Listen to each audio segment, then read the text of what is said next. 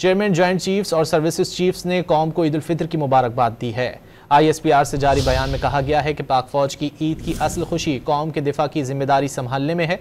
मादर वतन के दिफा पर तैनात एहलकार अमन और खुशहाली के फ़रोग के लिए कोशा हैं। पाक फौज अपने सिपाहियों की कुर्बानियों और उनके अहल खाना के गैर मुतज़लज़ल ताउन की कदर करती है। चेयरमैन जॉइंट चीफ्स और सर्विसेज चीफ्स ने कौम को ईद उल फितर की मुबारकबाद दी है।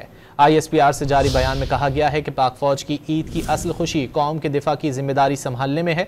मादर वतन के दिफा पर तैनात एहलकार अमन और खुशहाली के फ़रोग के लिए कोशा हैं। पाक फौज अपने सिपाहियों की कुर्बानियों और उनके अहल खाना के गैर मुतज़लज़ल ताउन की कदर करती है।